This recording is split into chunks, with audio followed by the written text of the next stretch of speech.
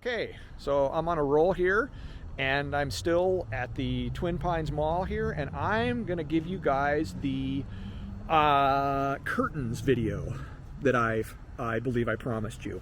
Okay, the stealth camping curtains video. All right, number one rule for curtains when you want to stealth camp is thick black material that you can't see through and dark tinted windows. That combination makes for very, very good stealth camping, okay? As opposed to the people, and I see this so often, I'm like, what are you doing?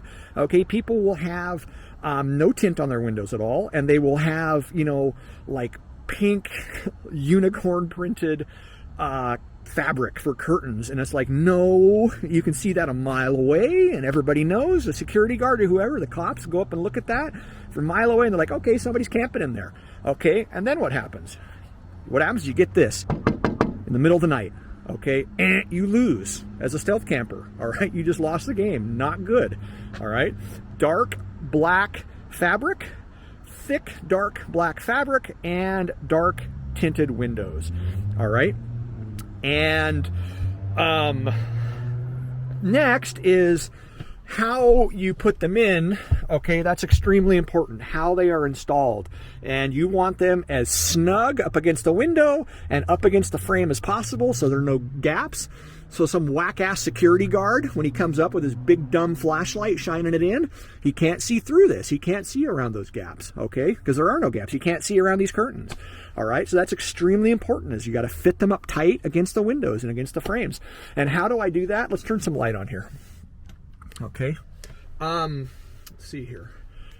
We have galvanized wire, okay, fairly thick galvanized wire, all right, and it is put in here with a screw, and this is extremely important where you place this screw. If you place it too high this way, it'll bring your curtain too far this way, and you'll have a gap there. If you bring it too far down this way, it will bring it down this way and you'll have a gap here. So you have to place this very carefully and as far this way as you can.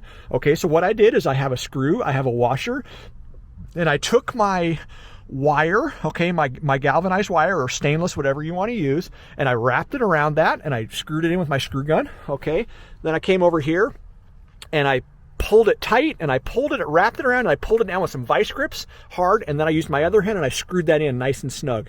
And what you have here, you can see how tight that is. Works great. At the bottom, what I used is a cord, just an elastic cord, because it doesn't have to be as strong, it just has to kind of hold it in there. And that's the same thing. That's precisely placed, this screw, okay? And it's a screw with a washer screwed into the screw gun, and the same on this end. And this is the same for all these windows. That's the same principle all around, okay? Let's go around and look at the back, okay? The back curtain.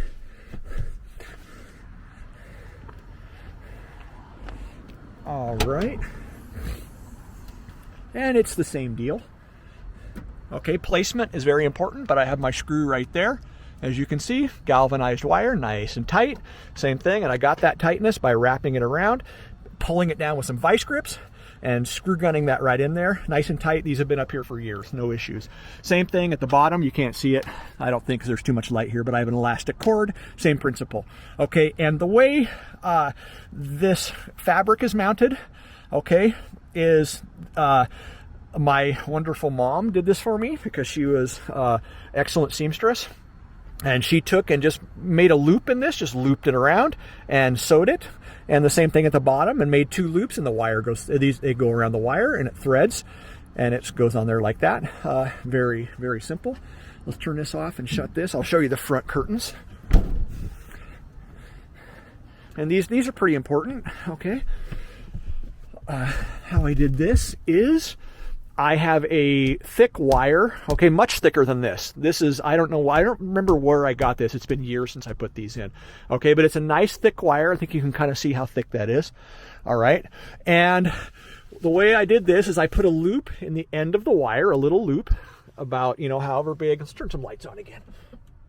Okay, I put a little loop in that wire, and then this little thing, this threads off.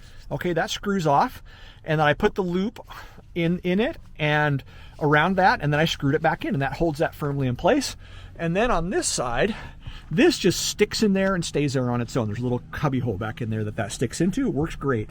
Up here, I don't know if you can see, I just have a little tab, and I screwed that into the roof, and it's white in color, so it blends in pretty nice, and that holds it in place there. Okay. Trying to think what else. To hold this onto the side, this is important here. Okay. This is just a piece of Velcro, a double-sided Velcro. Okay, and I screwed it right into there with a self-tapping screw, with a wide head self-tapping screw. And you can see, you just twist this up. It's kind of hard to do one-handed. But this twists up, and it goes in there, and this goes there, and that wraps around itself, and it holds it firmly in place. In the highest winds, driving down the road at 70 miles an hour, no problem. Stays put perfectly. Okay, let me show you what this looks like. So this will come out, all right. Tucks in like that. I have a piece of Velcro here, and on the other one, let's open this up. All right. And again, it's kind of hard to do this one-handed. I always put this over here. All right. I kind of tuck that in there to snug that up. And let me see if I can get this. I can't quite get it with one hand. I apologize, but I will try to get this. Let's see. Yeah, there, kind of got the Velcro right there. And there's a couple more here, but I can't quite get them. That's good enough. You get the idea. I have another curtain right here. What I'm going to do is I'm going to button this up. I'm going to button this whole thing up and let you see it from the outside. Okay, so I have this curtain here. We're going to put that over there. That's good enough. I'm not going to clip it over there. You'll get the idea. Okay, let me shut these lights off. Or actually, they'll all shut when I shut this door. Okay. All right. Now look at that.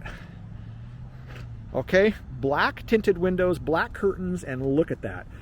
Okay, dead to the world. And if you're kind of walking by, all you really see is darkness back there. Okay, that's the point of those black curtains. It's everything. All right. You're walking by, you're a security guard. You're some bogus security guard. Okay, you're kind of walking by. You don't really see anything. All you see is darkness back in there. You see a shadow.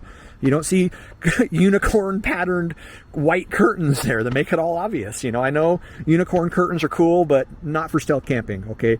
Because, it's also cool to not get this in the middle of the goddamn night, right? Okay?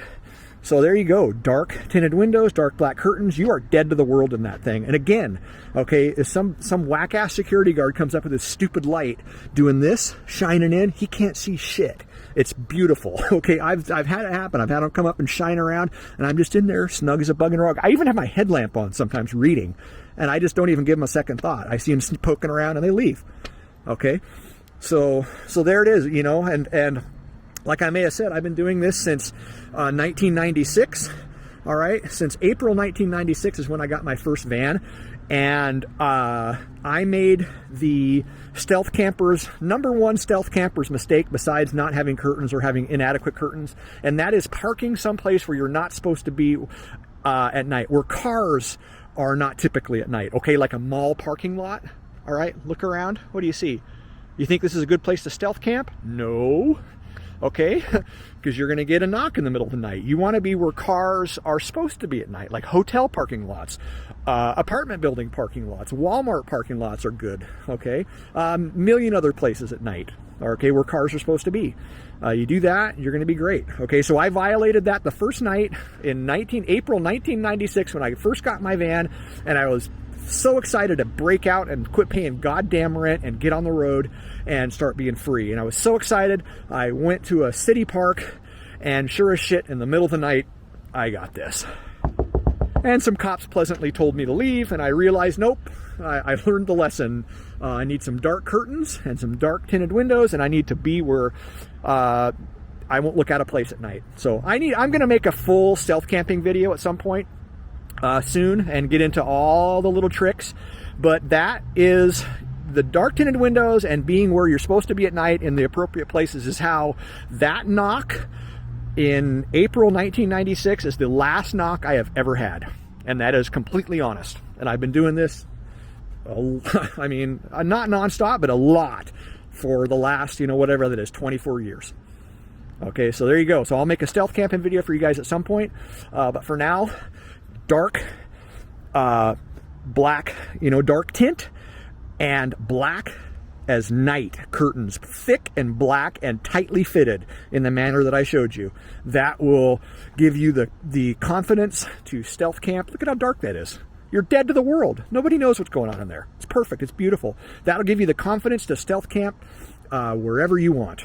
So, as always, any questions, ask away. And I hope this helps you guys out.